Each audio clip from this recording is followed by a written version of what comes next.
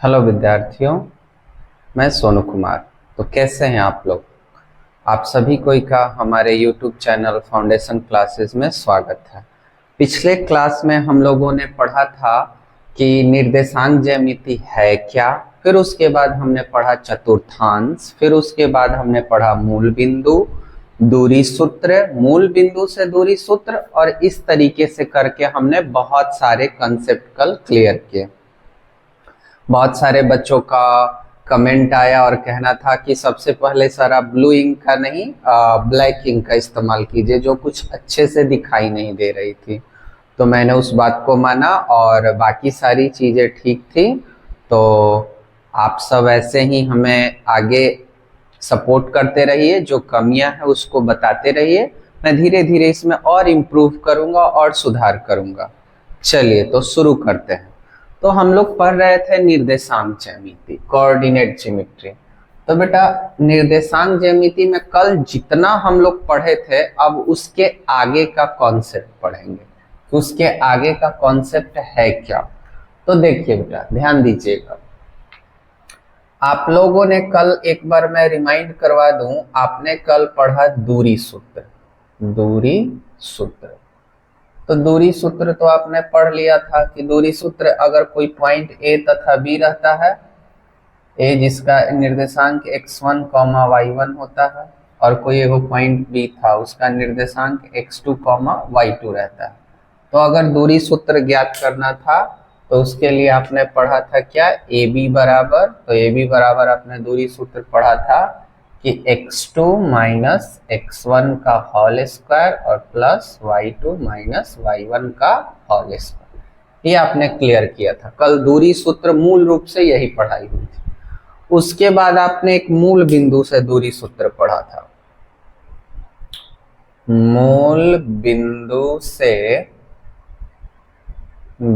से दूरी सूत्र।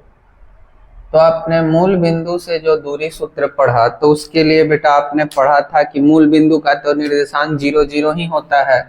अब कोई मूल बिंदु ओ ले लिए, उसका निर्देशांक तो 0, 0 होगा, और कोई ए ले लेते हैं तो उसका निर्देशांक जो भी हो x और y होता था। तो ओ ए बराबर आपने पढ़ा था √x² प्लस y²। ये आपने कल इतना क्लियर किया था। और इससे रिलेटेड आपने पढ़ा था, एक और पॉइंट पढ़े थे हम लोग कल, संरेखी।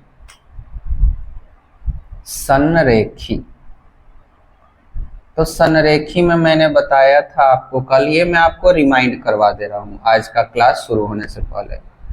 ए बी और ये पॉइंट सी, ये आपको हमने बताया था कि संरेखी का कंसेप्ट कब होता है, जब AC का वैल्यू जो होता है AB और प्लस BC के क्या आ जाए, इक्वल आ जाए। अब दूरी सूत्र से AC निकाल लीजिए, फिर AB निकाल लीजिए, फिर BC। अगर दोनों सेम आ गया तो संरेखी है, अगर सेम आया तो संरेखी है।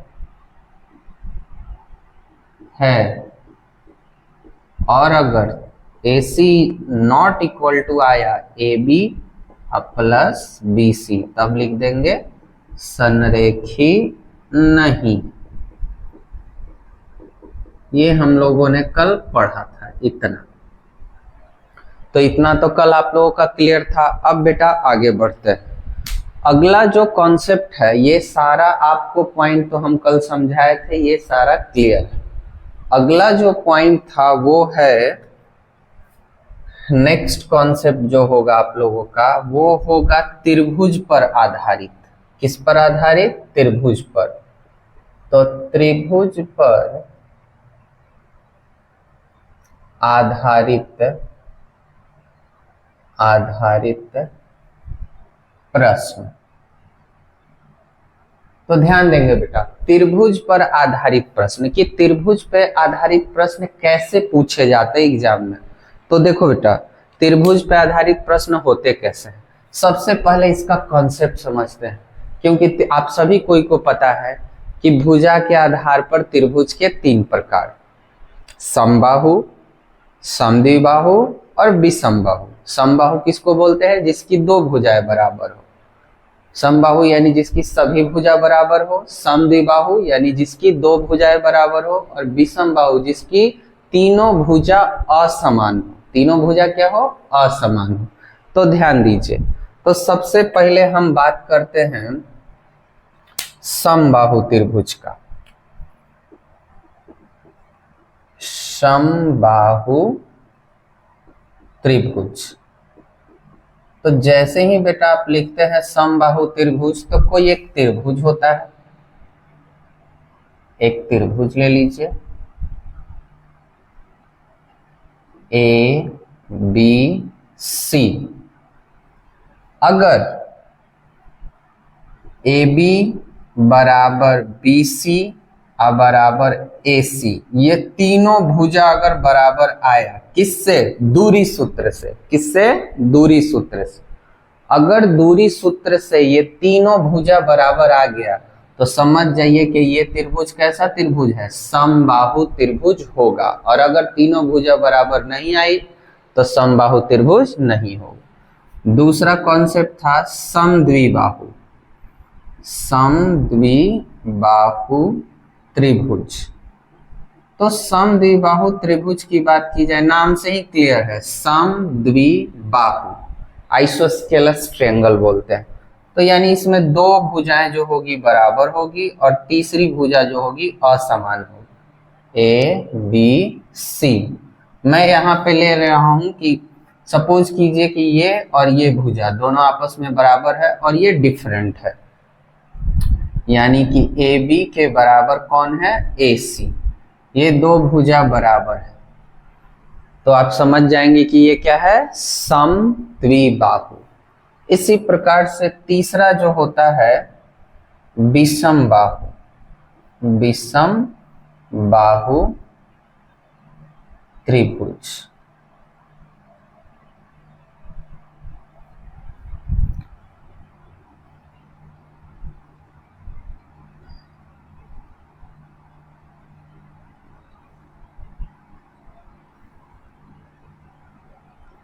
P Q R.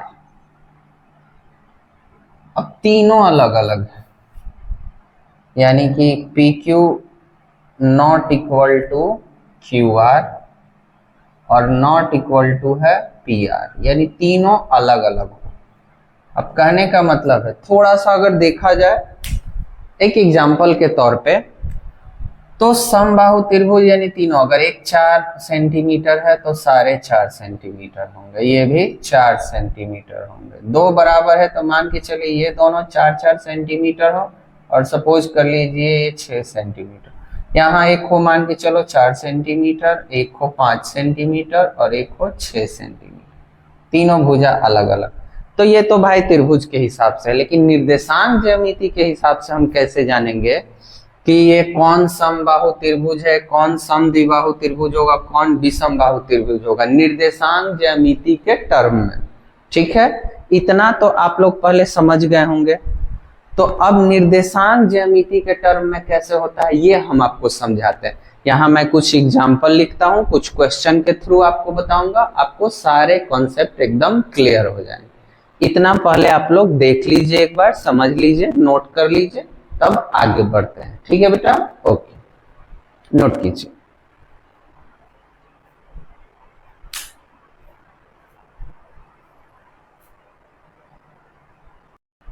देखो बेटा, तो ध्यान देंगे, अभी हमने आपको क्या बताया कि जिसकी तीनों भुजाएं बराबर हैं समबाहु, दो भुजा बराबर है तब क्या हुआ? समद्विबाहु, और तीनों भुजा असमान है तब क्या हुआ? विषम बाहु।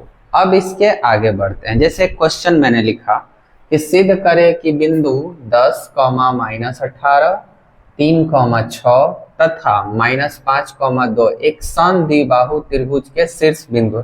सिद्ध करना है कि ये समद्विबाहु त्रिभुज का क्या है? शीर्ष बिंदु। तो समद्विबाहु त्रिभुज का शीर्ष बिंदु बोला यानी क्या आना चाहिए? दो को कोई भी भुजा। अब यहाँ मैंने चित्र के अनुसार बताया कि ए बी बराबर बी सी है, लेकिन आप ये नहीं कि यही दोनों आना चाहिए, आप दो को कोई बराबर आ जाना चाहिए। तो चलिए सॉल्व करते हैं। तो सबसे पहले एक त्रिभुज बना लीजिए, त्रिभुज का आप अपने हिसाब से नाम ले सकते हैं, ए बी सी, और तीनों निर्देशांक बारी बारी से बैठा दीजिए। 10, -18, 3, 6 और एक है -5, 2। अब ध्यान दीजिए, तीनों पता हो गया। हमको निकालना क्या क्या है, बारी बारी से हम ए बी बी सी और ए सी निकालते हैं। तीनों भुजा पहले निकाल के देखते हैं कि है कैसा त्रिभुज, और सिद्ध तो करना है कि समद्विबाहु त्रिभुज होना चाहिए। तो अगर दो बराबर आया तो हो जाएगा। तो सबसे पहले हम निकालने जा रहे हैं ए सी बराबर, ए बी बराबर निकाल लेते हैं। सबसे पहले ए बी बराबर, तो जैसे ही बाबू ए बी लिखेंगे तो आपको तो पता है कि ए वाला हो जाएगा x1 y1 और बी वाला हो जाएगा x2 y2। ठीक है, अब आगे ध्यान दीजिए, x1 y1 और x2 y2 हो गया। क्लियर है? अब ध्यान दीजिए कि सूत्र तो होता है x2 - x1 का whole square plus y2 - y1 का होल स्क्वायर। अब सबको पता है दूरी सूत्र कितनी बार रिपीट हो चुकी है। ठीक है, तो देखिए अब ध्यान देंगे, x2 3 - x1 10 whole square plus y2 6 minus और फिर -18 है तो minus minus plus whole square. आगे करेंगे बेटा तो ध्यान दीजिए, यहाँ -10 में से 3 जाएगा तो -7 का होल स्क्वायर, और 18 और 6 24 का होल स्क्वायर। अब ध्यान देंगे, मैंने कल आपको बताया था माइनस का होल स्क्वायर करते हैं तो माइनस माइनस प्लस हो जाता है। 7 का हो जाएगा 49, 24 का हो जाएगा 576।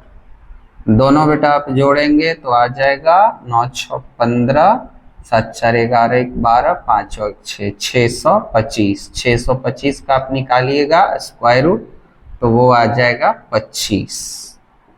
ठीक है, अब हमने ए बी बराबर तो निकाल लिया। इसी प्रकार से आगे हमको क्या निकालना है, बी सी निकालना है। तो चलिए अब यहां पे हम बी सी एक बार निकाल लेते हैं। बी सी, तो बी सी पुनः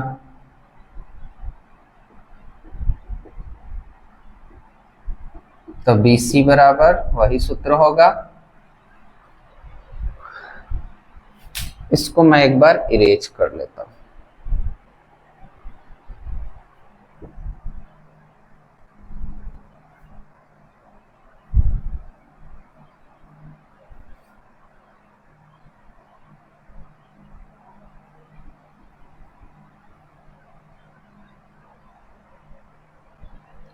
ठीक है बेटा, यहीं पे मैं ए बी तो निकाल चुका हूं, अब बारी बारी से वो भी दोनों निकाल लेता हूं।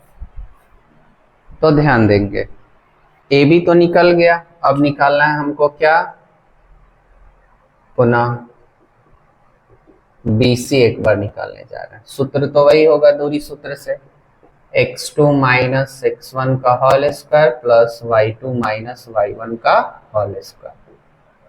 अच्छा, एक चीज हम गौर कर रहे हैं, बार बार दूरी सूत्र आ रहा है, तो बार बार दूरी सूत्र आप निकालना सीख रहे हैं। जिन स्टूडेंट को ऐसा लग रहा है कि मेरे को दूरी सूत्र नहीं निकालने आ रहा है, तो बेटा आप ध्यान दो, एक बार मैं ए बी निकालूंगा, फिर एक बार बी सी निकालूंगा, फिर एक बार 3 बार आप फिर सीखेंगे कि दूरी सूत्र निकलता कैसे है।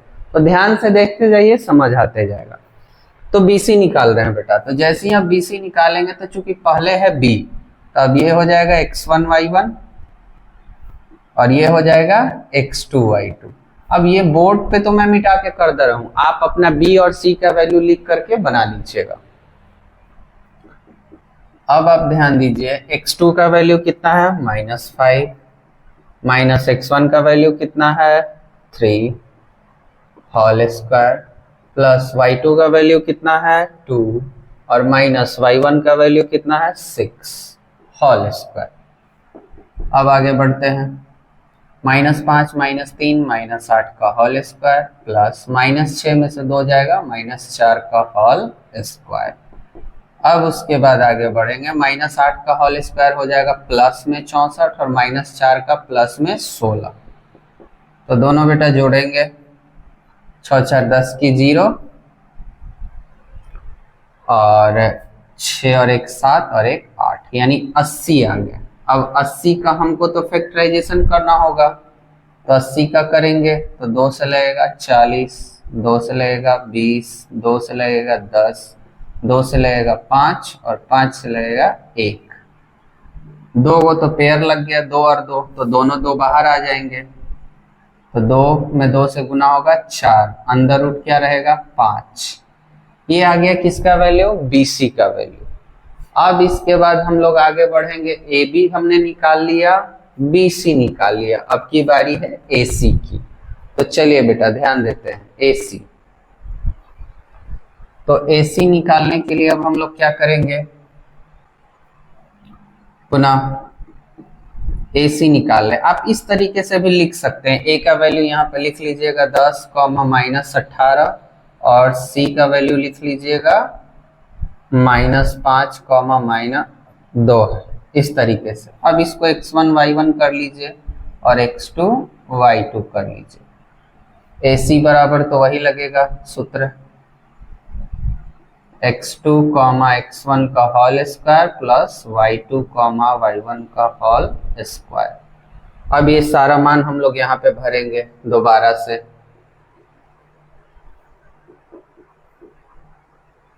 ध्यान दीजिएगा, x2 कितना है -5, -x1 कितना है 10 होल स्क्वायर प्लस y2 2 और -y1 -18, माइनस माइनस प्लस हो जाए होल स्क्वायर। दोनों करेंगे तो -15 हो जाएगा होल स्क्वायर प्लस 20 का होल स्क्वायर। -15 का होल स्क्वायर कितना आ जाएगा बेटा 225, 20 का 400, जोड़ेंगे 625। तो 625 का क्या आ गया 25 आ गया। अब आप नोटिस कीजिए कि तीनों भुजा निकल गया, तीनों भुजा निकला।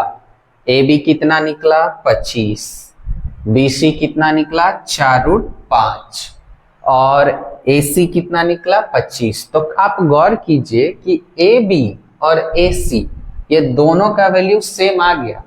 अब दो को भुजा सेम आ गया, यानी ये AB का वैल्यू और ये AC का वैल्यू ये दोनों आ गया सेम। तो जब दोनों सेम आ गया तो सिद्ध क्या करना था कि सिद्ध करें कि बिंदु ये जितना भी दिया हुआ एक समद्विबाहु है, समद्विबाहु। तो जिसकी दो भुजा बराबर आ ही गई तो काम हो गया क्लियर। तो लिख देंगे, चूंकि AB बराबर मेरा आ चुका है AC, अतः यह एक समद्विबाहु त्रिभुज है। सिद्ध हो गया। बस इतना बेटा, एकदम इजी है, बस एक बार देख लीजिए बना। अब इस प्रकार से चाहे क्वेश्चन कोई भी रहे, चाहे वो समबाहु के लिए हो चाहे वो विषम बाहु के लिए हो, आप तीनों इसी प्रकार से AB, BC और AC निकाल लेंगे। तीनों अगर सेम आ गया तो हो गया समबाहु, दो सेम आया तो समद्विबाहु और तीनों अलग अलग आ गया दूरी सूत्र से तो विषम बाहु त्रिभुज। ठीक है बेटा, इसको नोट कीजिए, तब आगे बढ़ेंगे।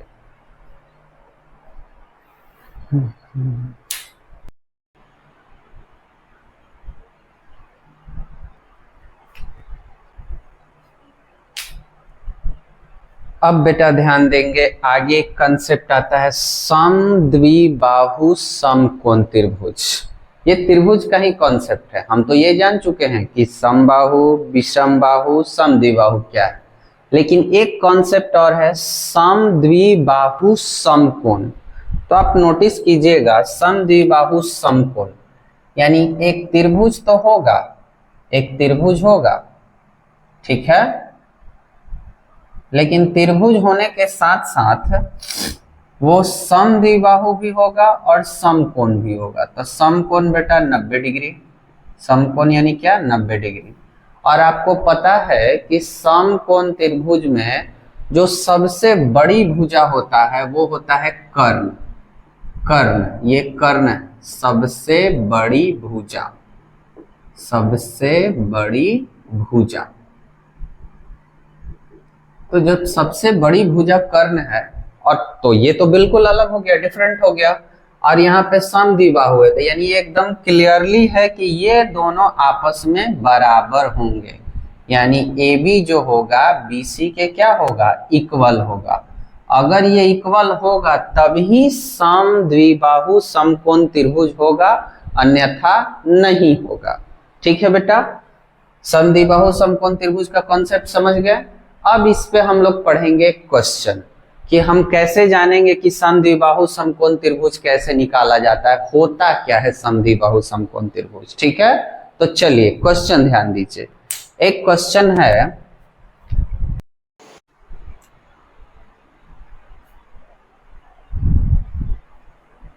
तो चलिए बेटा अब हम क्वेश्चन पे ध्यान देते हैं कि समद्विबाहु समकोण त्रिभुज, मैंने अभी बोला था सारा समद्विबाहु समकोण त्रिभुज का कॉन्सेप्ट मैंने क्लियर कर दिया है।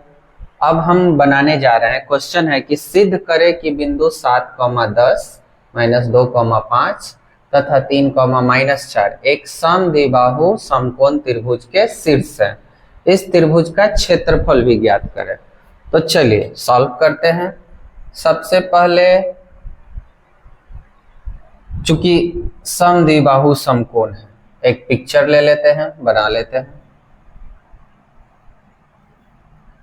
A, B और C मैं लिख लेता हूं 7,10 -2,5 और 3,-4 हो गया 90 डिग्री समकोण है। तो चूंकि समद्विबाहु समकोण है तो सबसे पहले ये दोनों भुजा तो बराबर होनी चाहिए। और समकोण त्रिभुज में एक कंसेप्ट और है कि जो बाकी लंब और आधार होता है वो कर्ण के क्या होता है, बराबर होता है। लंब और आधार क्या होता है, कर्ण के बराबर होता है।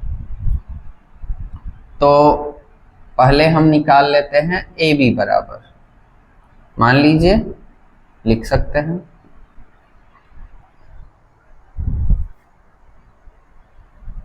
माना कि A बराबर 7,10, B बराबर -2,5 तथा C बराबर 3,-4 है, मान लिए। अब उसके बाद सबसे पहले निकालेंगे AB। तो AB जैसे ही बेटा निकालेंगे तो दूरी सूत्र आपको पता है, x2 - x1 का whole square plus y2 - y1 का होल स्क्वायर। अब दूरी सूत्र आपको पता है, तो दूरी सूत्र पता है तब हम इसको निकालते हैं। आप ध्यान दीजिए कि ये हो जाएगा A और ये B है, तो ये हो जाएगा x1 y1 और ये हो जाएगा x2 y2। मैं बार बार बोलता हूँ ये सब A और B आप लिख दिया कीजिएगा। x2 क्या है -2, माइनस x1 क्या है 7, क्या हो जाएगा होल स्क्वायर। y2 क्या है 5 और माइनस y1 कितना है 10 होल स्क्वायर।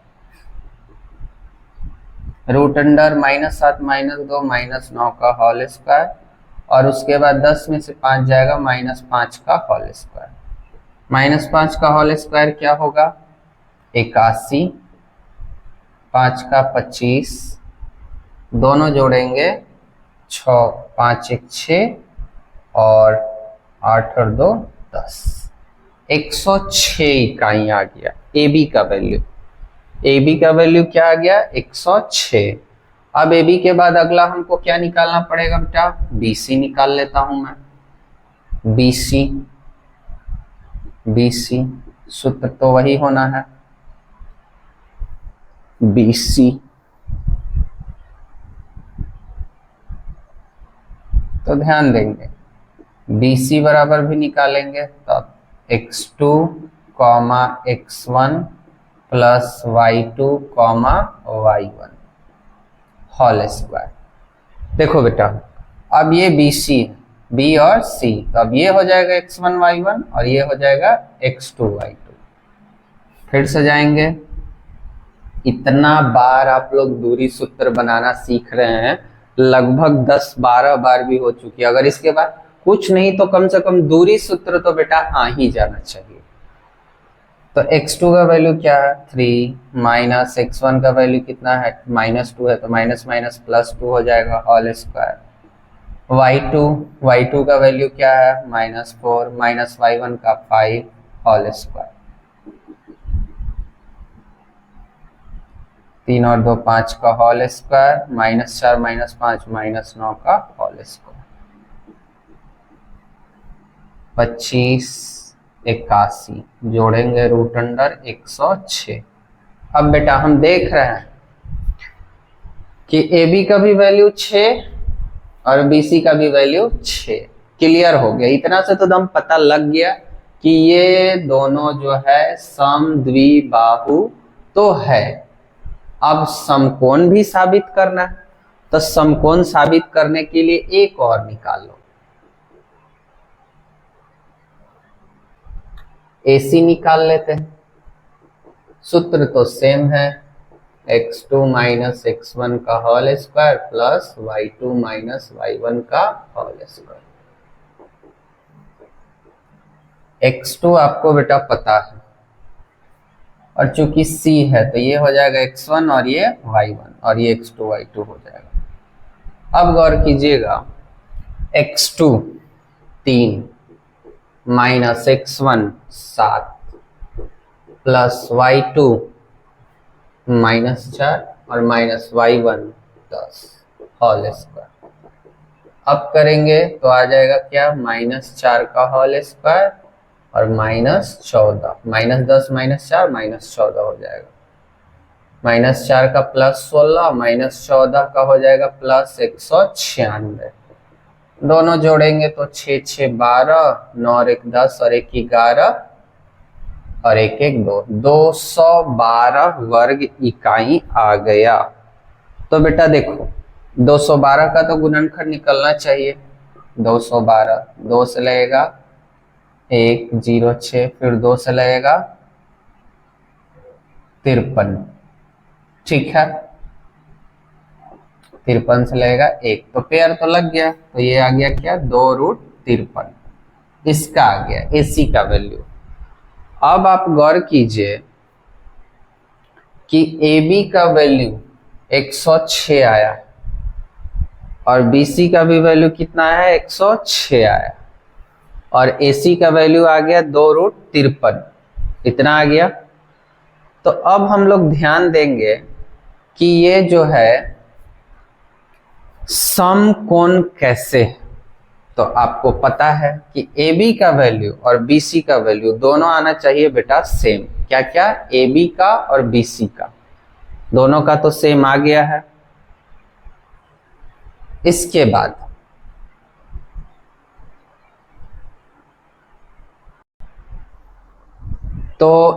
बाद बेटा ध्यान देंगे कि आप जानते होंगे कि कर्ण बराबर क्या होता है। सूत्र कर्ण बराबर, चूंकि समकोण साबित करना है तो लिखेंगे अब कर्ण बराबर हमको साबित लाना है। तो समकोण निकालने के लिए होता है कर्ण का होल स्क्वायर बराबर होता है लंब का होल स्क्वायर प्लस आधार का होल स्क्वायर। ये सभी कोई को पता है, हम लोग बचपन से पढ़ कि कर्ण का होल स्क्वायर जो होता है लंब का होल स्क्वायर और आधार के होल स्क्वायर के क्या होता है बराबर होता है। अब कर्ण क्या है, सबसे बड़ी भुजा है कर्ण, ये हो गया कर्ण, ये होता है लंब और ये होता है आधार, नीचे वाला भुजा होता है आधार। तो यानी कि कर्ण है AC, लंब है AB और आधार है BC। यानी AC का जो होल स्क्वायर है वो बराबर आना चाहिए किसके, लंब यानी AB के होल स्क्वायर और प्लस आधार यानी BC के होल स्क्वायर के क्या आना चाहिए, बराबर आना चाहिए।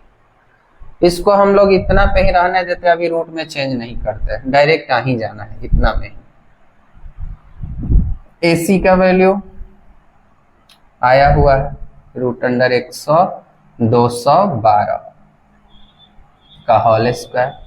AB का वैल्यू √106 का होल स्क्वायर। BC का भी वैल्यू √106 का होल स्क्वायर।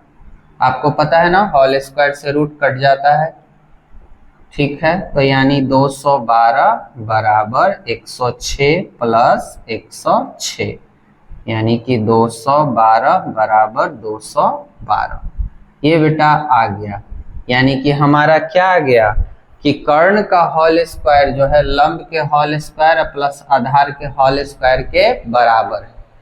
तो इससे क्या साबित हुआ, इससे यही ना साबित हुआ कि समद्विबाहु तो है ही, लेकिन उसके साथ साथ क्या है, समकोण भी है। समद्विबाहु के साथ साथ क्या है, समकोण भी है। तो लिख देंगे अतः यह एक समद्विबाहु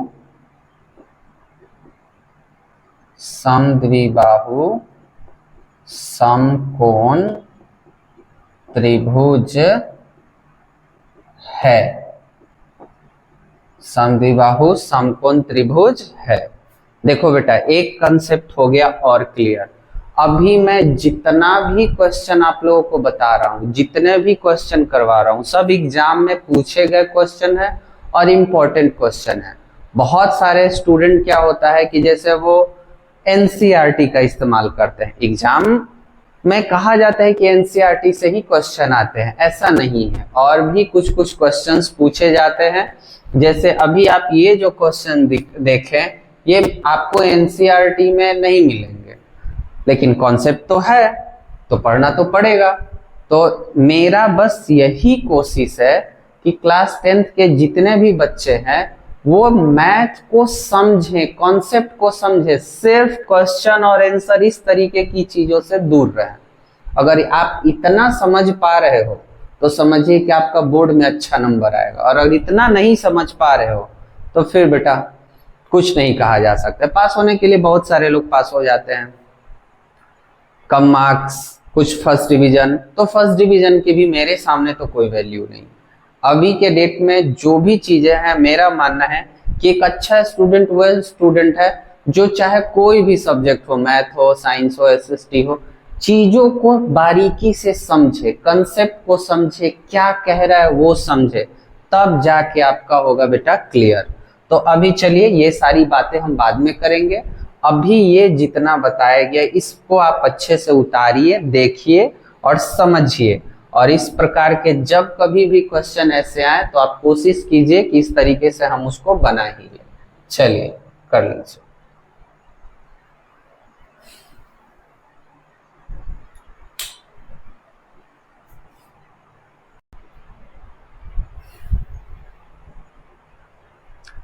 अब ध्यान दीजिए बेटा, अब हम लोग पढ़ेंगे चतुर्भुज पर आधारित प्रश्न। आपने देखा कि आज हम लोग सारा त्रिभुज पर आधारित पढ़े हैं, चाहे वो समबाहु, विषमबाहु, समद्विबाहु, समद्विबाहु, समकोण त्रिभुज, ये सारा हमने क्लियर कर लिया। अब अगली बारी है चतुर्भुज पर आधारित प्रश्न। तो देखो बेटा, चतुर्भुज के लिए भी कॉन्सेप्ट है, जैसे समझिएगा। आप तो जानते होंगे, आयत के बारे में आप जान रहे हैं, वर्ग के बारे में जान रहे हैं। तो सबसे पहले बात करते हैं आयत का। आयत, आयत,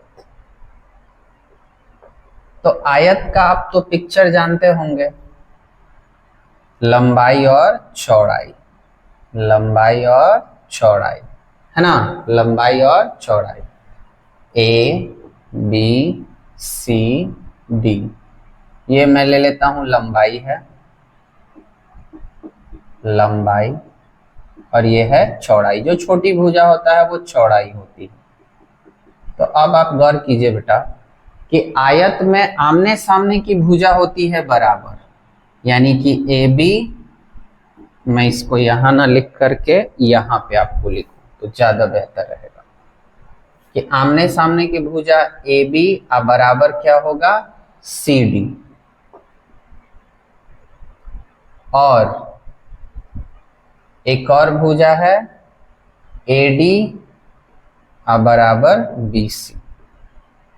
ठीक है, तो अगर आमने सामने की भुजा बराबर आई किसी भी चतुर्भुज का तो समझ जाइए कि वो आयत है।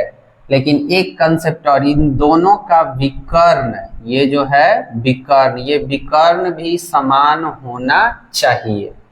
यानी विकर्ण जो है, विकर्ण कौन कौन, ए सी और बी डी, ये भी दोनों क्या होना चाहिए, सेम होना चाहिए, ए सी और क्या, बी डी।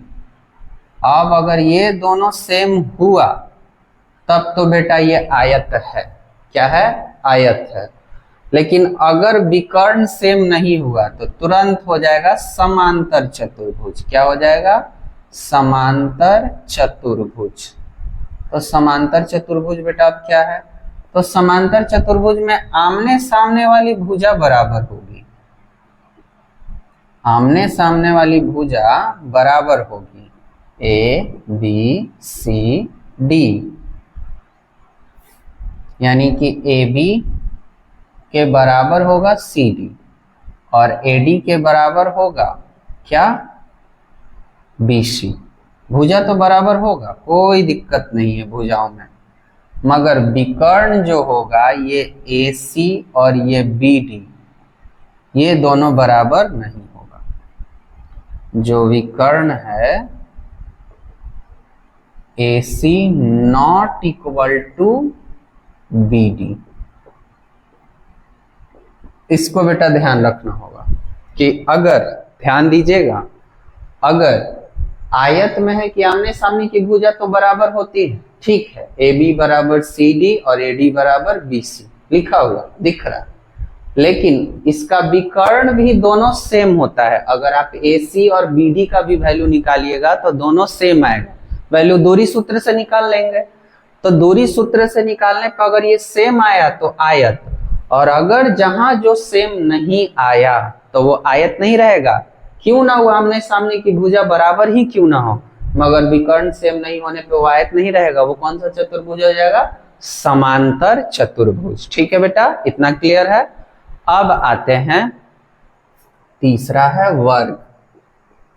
वर्ग, तो वर्ग में तो आपको पता है सभी भुजाएं बराबर, सभी भुजाएं बराबर, ए बी सी और डी। तो इसमें सभी भुजाएं, जो भुजाएं होती है इसकी वो सभी बराबर होगी, यानी ए बी बराबर बी सी बराबर सी डी बराबर ए डी, ये सब बराबर, सभी भुजा बराबर,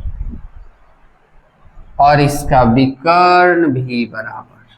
क्या बराबर, विकर्ण, यानी कि विकर्ण भी जो है, विकर्ण ए सी बराबर क्या होगा, बी डी। तो सभी भुजाएं भी बराबर होना चाहिए और विकर्ण भी बराबर होना चाहिए, तब वो जाके क्या होगा, वर्ग होगा। लेकिन जैसे ही सभी भुजाएं तो बराबर हो, सभी भुजाएं जो है वो तो बराबर हो, मगर विकर्ण ना बराबर रहे, विकर्ण बराबर ना रहे, तब बेटा वो तो गड़बड़ हो जाएगा, अब वो वर्ग नहीं बचेगा, तो वो हो जाता है सम चतुर्भुज। सम चतुर्भुज, अब सम चतुर्भुज नाम से ही क्लियर है, सम चतुर्भुज यानी सभी भुजा तो बराबर होंगे, जो भुजाएं होंगी इसकी वो बराबर होंगी, ए बी बराबर बी सी बराबर सी डी बराबर ए डी, कोई प्रॉब्लम नहीं है। लेकिन जैसे ही विकर्ण की बारी आई तो विकर्ण बेटा यहाँ जो ए सी नॉट इक्वल टू हो जाएगा बी डी, तब समझ जाइए कि वो क्या हो जाएगा, सम चतुर्भुज। क्या हो जाएगा, सम चतुर्भुज। अब ध्यान दीजिए, फिर से एक बार रिमाइंड करवा दो, आमने सामने की भुजाएं बराबर आती है, ठीक है, ये भुजाएं हैं, ये दोनों क्या हैं, भुजाएं, यहां भी ये दोनों क्या हैं, भुजाएं,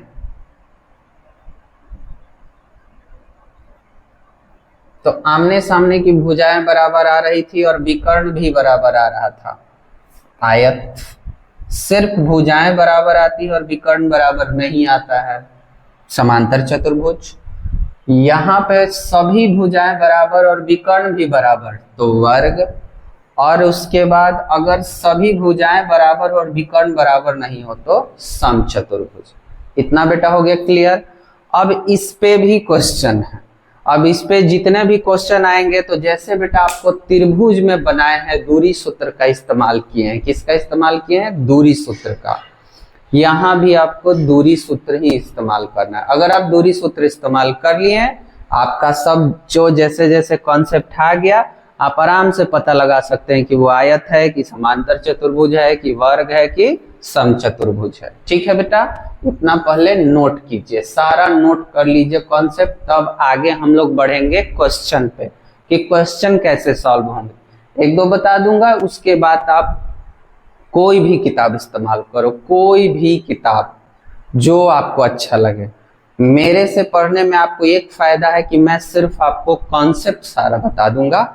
आप किताब कोई भी इस्तेमाल करो, क्वेश्चन सारे बन जाएंगे। नोट कीजिए।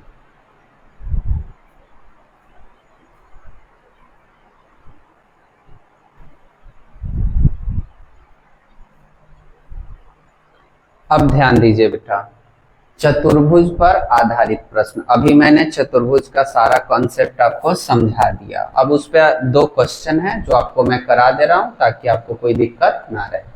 जैसे कह रहे हैं, नीचे दिए गए बिंदुओं से किस प्रकार के चतुर्भुज बनते हैं, सकारण उत्तर दीजिए। ठीक है, कोई दिक्कत नहीं। तो आप बनाएंगे, मान लेंगे कि माना कि a बराबर -1, -2, b बराबर 1, 0, c हो जाएगा -1, 2 तथा d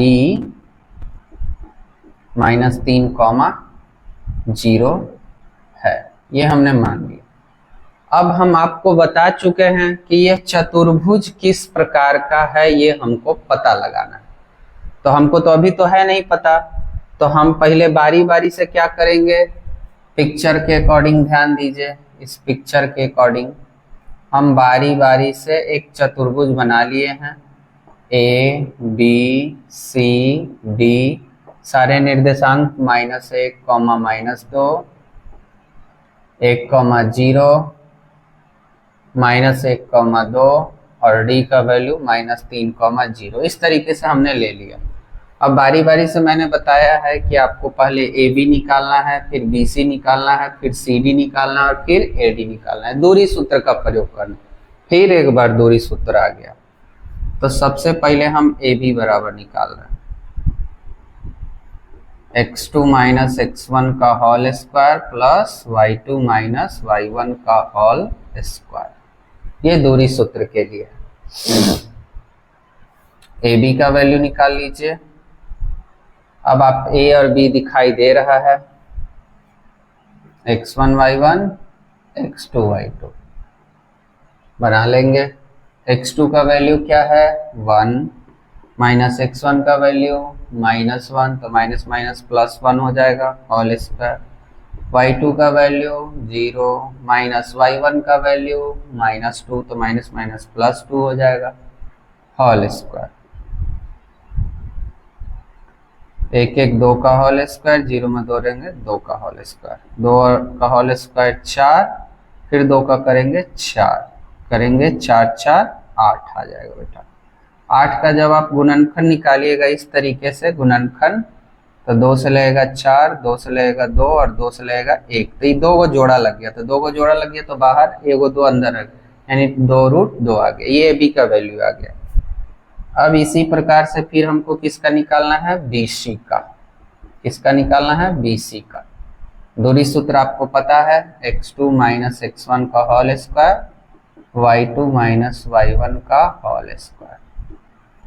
अब गौर कीजिएगा, ध्यान दीजिएगा, AB हो गया, BC निकालने जा रहे हैं, तो B पहले है, तो अब ये हो जाएगा x1 y1 और ये हो जाएगा x2 y2।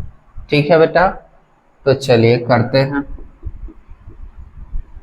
x2 - 1 - x1 1 whole square, y2 क्या है 2 और माइनस y1 0 होल स्क्वायर, -1 यानी -2 का होल स्क्वायर, 2 में से 0 जाएगा 2 का होल स्क्वायर, 2 का होल स्क्वायर 4, फिर 2 का 4, 4 4 रूट अंडर 8, 8 का भी हम निकाल चुके हैं 2 रूट 2, तो 2 तो निकल गया, ए बी निकल गया और बी सी निकल गया। अब किसकी बारी, सी डी की बारी।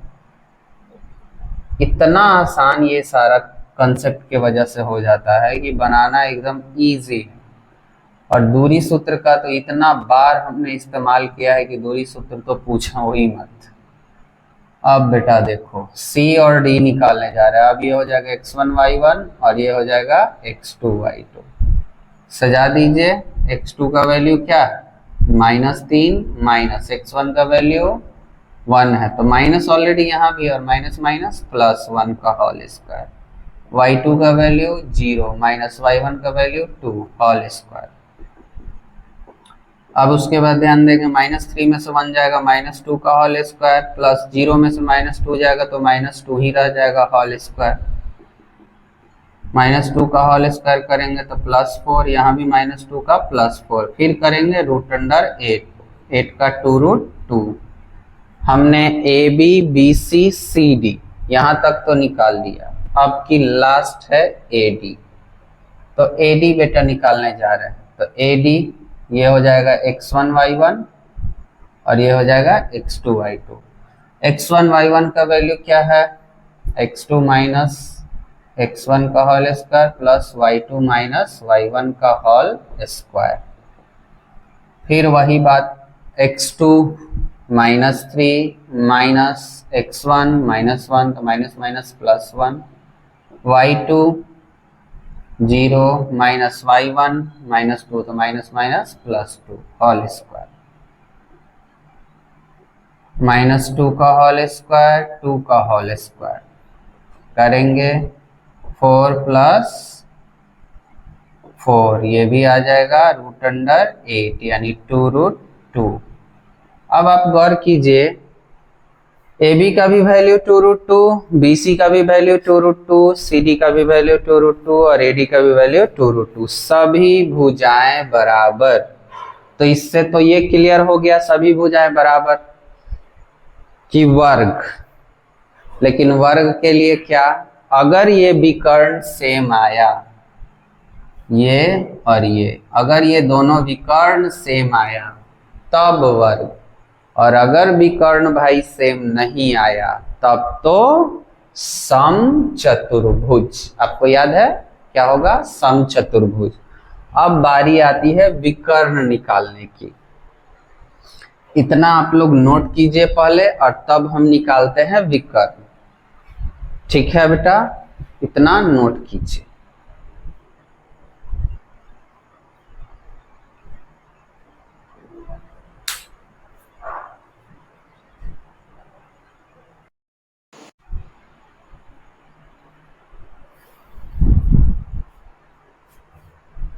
अब ध्यान दीजिए बेटा, इतना तो हम लोग सारा अब निकाल चुके हैं, निकाल लिए हैं। अब आगे हम इसमें बनाएंगे कि हमने ए बी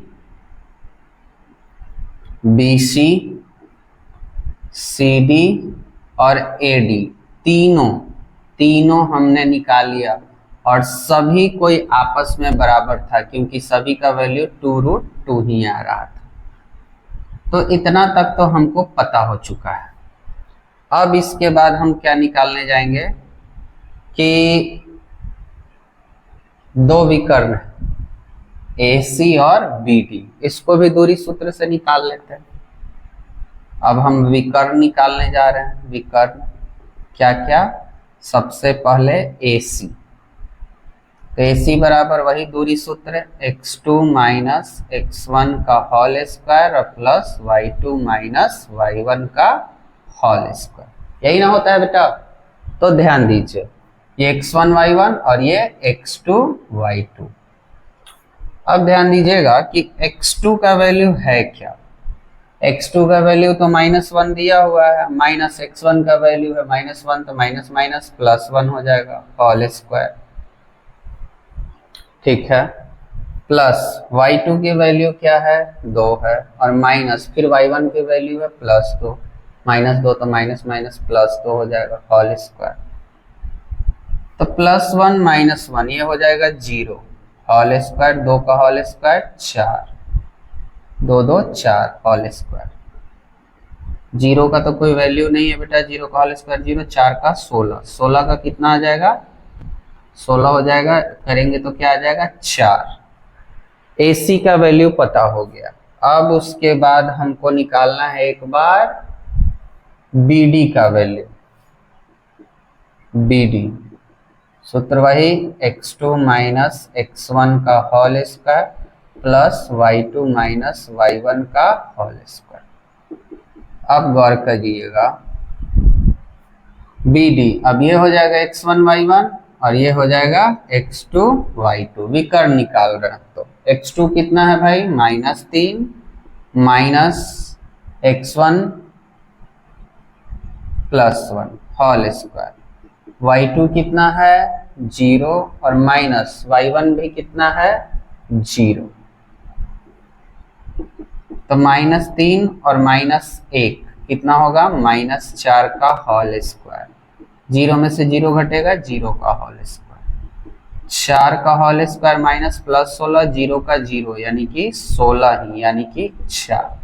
अब यहाँ कमाल की बात क्या आई कि दोनों विकर्ण आपस में बराबर आ गए, ये विकर्ण और ये विकर्ण दोनों आपस में क्या हो गए बराबर हो गए, यानी कि AC बराबर क्या हो गया BD।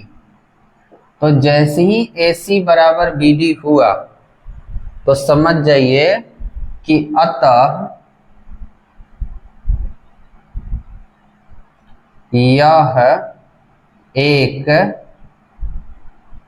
सम, यह एक वर्ग है, क्योंकि इसकी सभी भुजाएं समान तथा विकर्ण भी समान है। अब हमको यही ना सिद्ध करना, ये हो गया आंसर। यही सिद्ध करना था कि नीचे दिए गए बिंदुओं से किस प्रकार के चतुर्भुज बनते हैं, सकारण उत्तर दें। तो सबसे पहले मैंने सभी भुजाएं इसकी निकाली, सभी भुजाएं हमने निकाली थी 2√2i। फिर उसके बाद बारी बारी से दोनों विकर्ण निकाला, दोनों विकर्ण निकालने के भी बाद भी दोनों सेम ही आया। तो जब भुजा सेम और विकर्ण सेम, तो मैंने साफ साफ लिखवाया है कि अगर भुजा और विकर्ण दोनों सेम हुआ तो वो हो जाएगा वर्ग। ठीक है बेटा, अब एक क्वेश्चन तो मैंने कर दिया, दूसरा क्वेश्चन ये आप लोग करेंगे और बताएंगे कि ये क्या है, आयत है, वर्ग है, समचतुर्भुज है, समान चतुर्भुज है, ये आपको करना है और नेक्स्ट क्लास में हमको बताना है। या आप नीचे कमेंट कर देंगे कि ये कौन सा चतुर्भुज आया। दूसरा क्वेश्चन जो दिया हुआ है चतुर्भुज का कि ये क्या है, आयत है कि वर्ग है कि समांतर चतुर्भुज है कि समचतुर्भुज है। देखो बेटा, तो इतना हो गया फाइनल। आज के क्लास में हम आप लोग को त्रिभुज और चतुर्भुज के जितने भी कॉन्सेप्ट थे वो मैंने क्लियर कर दिए, कुछ कुछ क्वेश्चन भी करवाएं। अब आप इस कॉन्सेप्ट के द्वारा कोई भी बुक का इस्तेमाल कीजिए और बनाइए, और उम्मीद करते हैं कि आप लोग को मेरा ये क्लास अच्छा लग रहा होगा। तो आप डेली, मैंने जैसा कि आपसे जब क्रैश कोर्स का अनाउंसमेंट हुआ था तभी वादा किया था कि मैं डेली शाम को एक वीडियो डालूंगा, लेकिन कुछ कारणवश देर हुआ जिसके कारण, लेकिन ठीक है कोई बात नहीं। अब जो है एक वीडियो कल डाली गई है, एक वीडियो आज के दिन डाली जाएगी शाम रात तक। तो कोशिश करें कि आप प्रतिदिन वीडियो बारी बारी से अच्छे से देखें, समझें, जो आपको कमियां लगे वो कमेंट में करें, फीडबैक हमको दे, हम डे बाय डे सुधार करेंगे। मेरा बस एक ही उद्देश्य है कि मैं आप लोगों को बेहतर से बेहतर एजुकेशन दे पाऊं। और चूंकि हमारा जो क्लास फाउंडेशन क्लास है उसका ऑफलाइन बैच भी चलता है कटेसर दुर्गा मंदिर के पास, तो जो कटेसर के आसपास के बच्चे हैं वो इस वीडियो के माध्यम से देखें और समझें और यहाँ भी ऑफलाइन बैच को भी ज्वाइन करें और अपना एक बेहतर रिजल्ट लाने का प्रयास करें कि मैं वहां जाऊं, पढ़ूं, समझूं और एक बेहतर रिजल्ट दूं। ठीक है बेटा, चलिए आज का क्लास हम यही समाप्त करते हैं।